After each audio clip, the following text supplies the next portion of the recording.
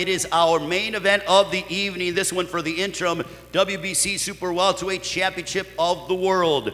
This fighter, 21 wins, 2 losses, 15 wins coming by way of knockout.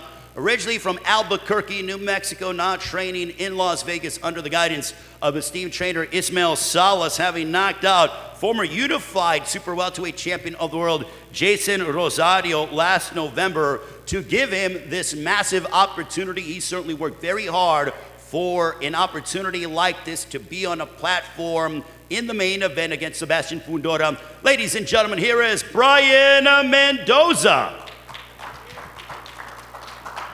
Brian, give us your thoughts as you are merely 2 days away from colliding against the undefeated Sebastian Fundora. I'm just super excited. I want to start off thanking Al Heyman, Showtime, Luis Tacuba Jr. I have a great team behind me. I'm just, glad, that last performance, I was supposed to be this big underdog, and I came out and you guys saw the results. And you can expect the same type of performance this Saturday night. Just ready to go. All right, Brian Mendoza, ladies and gentlemen, and also the interim WBC Super Welterweight Champion of the world. Literally, there's a reason why they call him the Towering Inferno. Not only does he stand nearly 6 feet 6 inches tall, but he brings a ton of pressure, throws punches in bunches, and certainly brings the fire to his opponents every single time.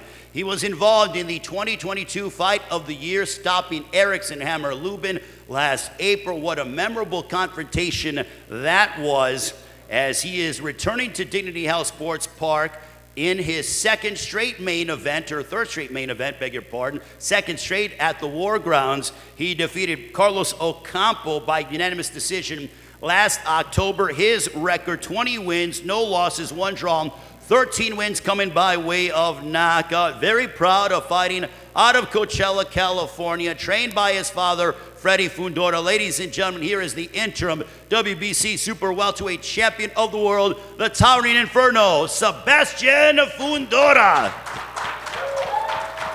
Sebastian, how excited are you to step inside the ring and collide against Brian Mendoza? Very excited. I'm very excited that you guys are out here today supporting me in this card. We're just ready to put on a good show. That's all I can tell you. Brian, for you, how big of a fight, if you are victorious on Saturday? Not only would you claim the interim WBC Super Welterweight Championship of the world, but obviously you would hand Sebastian Fundora the first loss of his career. How big would this be, and how big is Saturday for you? This Saturday is everything. The win is everything, and I've dedicated everything to this. This is a big, this proof. You just keep working hard. Took some setbacks in my career, but you just keep working hard. Now look at where I'm at. I went from fighting on just like a year ago, I was a swing belt. They're taking the ropes down, taking the lights down, everybody's leaving, and now I'm main event fighting for a title. So this is proof that hard work really pays off, and the journey continues. This isn't the end of the story, but we're just gonna keep going and take care of business on Saturday. But starting Saturday, this is everything. The win is everything right now. You came up short against Jesus Ramos, but then you followed it up, training with Ismael Salas, and you wiped out Jason Rosario. What has that change meant to you, being under the guidance of Ismael Salas, who has trained some tremendous world champions, and I feel like you have really grown exponentially since training under Salas? Yeah, of course. That's why. Like me and my family, we just we moved out of Albuquerque, New Mexico. We moved to Las Vegas for that, because I felt like there was another level I just needed to hit. And I feel like, the chemistry I've had with Salas has really brought everything out. And finally, I've been in Vegas for about 5 years now. So I have the experience, I have the time in the gym, and just everything. So, I feel like everything's finally lining up together beautifully, and just tying together. That's what you're seeing the results of now. Where do you feel like you're going to be successful against Sebastian Fundora? I'm going to be successful with whatever I got to do. If he wants to fight inside and bang, or he wants to try to use his distance, his range, I'm really ready for whatever. We trained for everything. We left no stone unturned. I'm ready for 12, 15 rounds if I need to. We're just ready to go. I really don't care what kind of fight it is. We'll make the adjustments and just get the job done. All right, Brian Mendoza. Now, Sebastian Fundora, the Towering Inferno. Sebastian, what's it like for you to be back, your second straight main event at the War Grounds in Carson? You headlined there back in October, a win over Carlos Ocampo, but what's it like for you having your name in the lights yet again, a second straight time? It feels good. It feels like I'm doing the right thing, you know. I've been fighting all these tough guys. Mendoza, another tough fight, and I'm just happy to be in front of these fans again of Southern California. Do you like fighting guys like Brian Mendoza, who you know are not going to be hard to find? They like to mix it up. You know that Brian Mendoza is originally from Albuquerque, and he has that fighting spirit about him to where he's going to want to mix it up because you do occasionally, you know, like to go ahead and go toe-to-toe with your adversaries.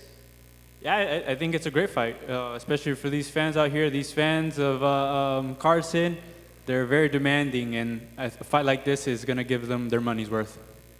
Being your third straight main event, last year in April, that fight of the year against Erickson Lubin, then you fought Carlos Ocampo, but is it becoming easier being a main eventer and dealing with the media obligations and just, you know, some of the things that being, you know, the last fight of the night on television, you know, sort of require you in terms of duty-wise? Yeah, it's definitely becoming easier. This one, my dad's been mentioning it. You feel it through camp and stuff. I haven't been nervous, but it's been like a overwhelming feeling, a good feeling, of course, but now I'm very relaxed now. I've been very relaxed this whole camp, this fight, coming here, and we're just ready to go. What are you hoping to demonstrate on Saturday against Brian Mendoza? He went ahead and defeated Jason Rosario, former unified super welterweight champion of the world, but what kind of performance are you looking to make to not only the fans, but the rest of a super loaded super welterweight division? We're just here to work. You know, we've worked last 5 months. We've been working hard, and we're just ready to put on another good show for everybody that's watching in Carson. Now, looking at the rest of the division, we saw, you know, last month, Tim Tszyu victorious in a quality performance over Tony Harrison. Erickson Lubin still out there. I'm sure fans would love to see a rematch with that. Jermell Charlo, hopefully he's healthy and will be back inside the ring. But assuming all goes according to plan in your favor on Saturday, is there anybody that you have your sights set on? Is it Jermell Charlo, or, you know, is there anybody else that you have in mind? Of course, there's Jermell Charlo. He's the champion. I think we've been fighting a lot of these fights for that championship fight, but whoever falls in line, you know, whoever we can get. They called the mandatory for Harrison. We didn't get that fight, but, you know, we'll take whoever we can. Tell us about the chemistry that you have. You know, I mentioned about how Brandon Lee's trained by his father. You are trained by your father. Your sister is trained by your father. She's also another tremendous fighter and just, you know, world-class competitor. But that chemistry that you all have with each other, training with your father. It's like what Brandon said. He's our mentor. He's our practically our leader. You know, everything he says we're gonna do, and we're gonna do it respectfully. And that's what boxing as well. With coach and boxer, you gotta listen to your coach and follow his rules or whatever the case is. And it's extra that he's our father as well, because it's not only inside the ring, it's outside the ring as well. So he's just someone I look up to. My sister as well, and we're just happy to have him. Being the main eventer on Showtime Championship Boxing, I've seen you at fight events. People come up to you, ask for photos, autographs. You are becoming more well-known, and fans gravitate towards you, obviously because of your style. And I felt that the change has really happened over the last year or so. What is that like, knowing now when you go to fight events, people are going to come up to you, ask for autographs and photos, and the admiration that fans have for you and your style? It's a good feeling. It's a good feeling. I'm happy that the fans enjoy our style, enjoy our personality, and you know, I feel like this is all hard work, and now it's finally paying off. Brian Mendoza, your prediction, sir? Another explosive upset. You know, I put everything into this camp, you know, just like complete sacrifice, suffering, and everything day in, day out.